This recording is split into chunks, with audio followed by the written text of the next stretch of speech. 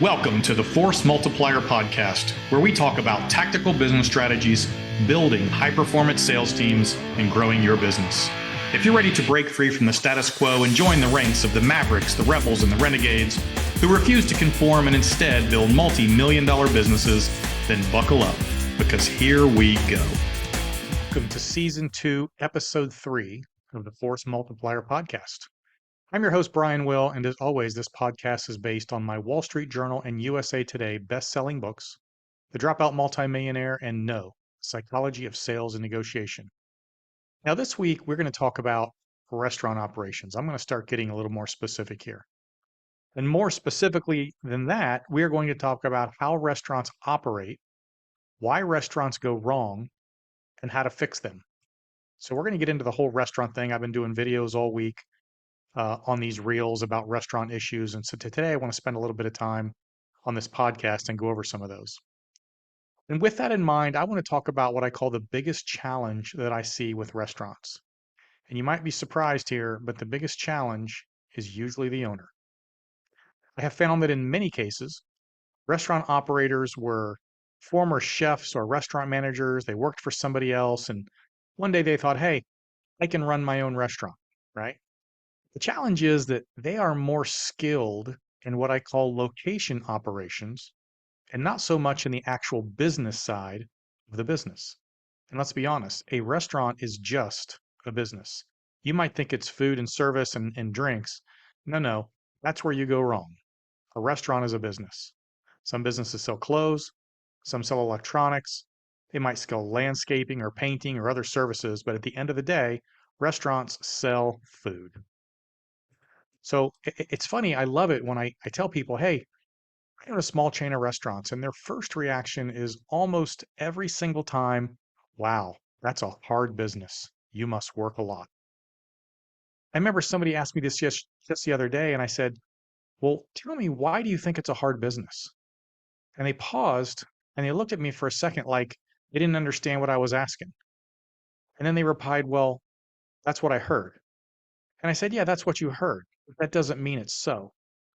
The truth is, in my restaurant business, and I have 4 operational and 2 under construction, I probably work 10 hours a week or less in my restaurants. I have a couple that I rarely even go into, okay? Now, I control the money, I control the back end, I control the business part of the business, but I have a team of people who do all the actual work. All I do really is sit at 30,000 feet and approve what's going on. I approve bills, I approve payouts, I approve the money, right? I do that because I've set up systems, processes, and procedures. I have protocols in place in my accounting department. I have identified the core metrics in my business, and we know how to manage them. We know how to report them, and we know how to manage them. If something is going wrong, I can see it in the numbers. I don't have to actually step into a location to tell you what's wrong. In fact, it's funny because I had some angel investors call me 6 or 8 months ago, and they said, hey, we invested in this restaurant and it's struggling, but the food is really good. Would you go down and take a look at it? And I told these guys, I said, I don't need to go down and take a look at the restaurant. You just send me a copy of the P&Ls over the last 24 months, broken down month over month, and I will tell you what's wrong with your business. And they said, what do you mean? You need to go look at it. And I said, no, I don't. It's a business, and a business is just a business, okay? We call it managing a business instead of managing a restaurant. Now, I know exactly what my numbers are. I know what my core metric percentages are. I can tell you based on those core metric percentages whether or not I'm making money or not. I do that because I'm a business owner, and that is why we succeed. Most restaurant owners I've come across are not business people, and that is why they struggle. I've gone into countless restaurants to either look at them, to buy them, or to consult with them, and I find exactly the same issues every single time. Owners do not know their numbers. They literally have no idea what's going on week to week financially in their business. And if you don't know what's going on financially, you literally have no idea what you're doing. I remember asking one owner, I said, how do you know you're profitable? When he was trying to sell me a business. And he told me, because I have money in the bank. I said, having money in the bank doesn't mean anything. You can have $100,000 cash in the bank and $110,000 of accounts payable. That means you're broke. Having money doesn't mean anything. I asked another one, she wanted to sell her company. And I said, ma'am, you're not profitable. And she said, yes, I am. I paid off all my credit cards. She was adamant about that. I said, ma'am, you paid off your credit cards because you haven't paid your rent in the last 2 months. You are not making money. And she looked at me like she said, but I've paid my credit cards. And I said, but you haven't paid the landlord. Now, those are true stories, and they are not out of the ordinary. Even when I interview managers who work for other locations, and these always fascinate me, I'm talking to a person who is a general manager or a district manager or any level of management within an organization, and I always ask the same questions in the hiring process. And it goes like something like this. So you ran this restaurant, and they say, yep, I ran the restaurant top to bottom, all 4 walls, floor and a ceiling. I said, perfect. Tell me what your food costs are running your restaurant.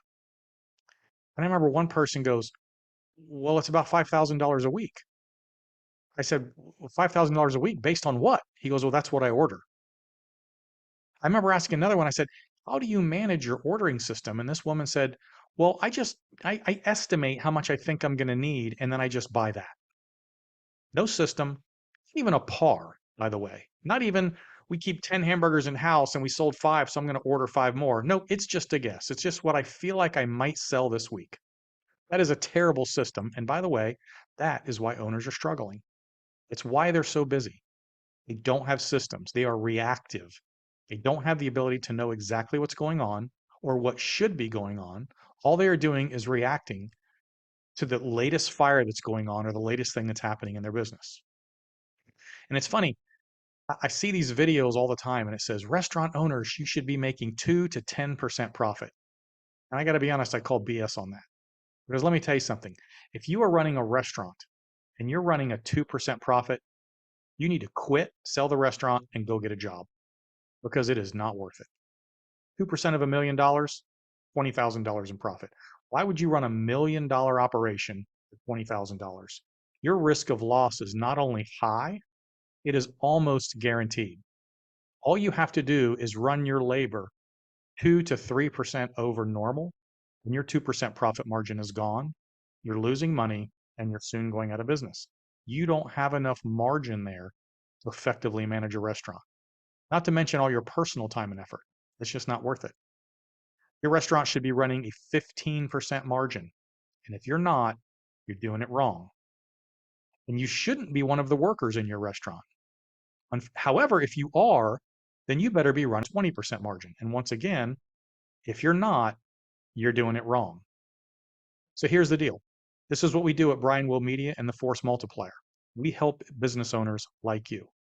I can show you how to optimize your operations, identify your core metrics, manage your numbers to individual percentage points that can guarantee your profits go up. I can do this with any type of business. As a restaurant owner myself, owning a small chain of restaurants, I can certainly show you how to build and manage a P&L within your restaurant. You can make more money with less time, or you can not take the advice we have and you can continue to struggle. Okay? If you're interested in learning more, if you want help figuring this out, contact me. Go to my website, contact me. I can make your restaurant more profitable and help you work less. So that's it for today. Appreciate you being with me on the Force Multiplier podcast. You can find us at www.brianwillmedia.com or www.theforcemm.com. Go there, check out my books. I have Wall Street Journal bestsellers, my businesses, my background, my coaching. Drop me a message. Let me help you. And remember, you have to be in this game if you want to win this game. I hope you enjoyed this episode. And if you would like to get more information on either of my books, joining the Force Multiplier Mastermind, or my one-on-one coaching programs, you can find me at www.brianwillmedia.com.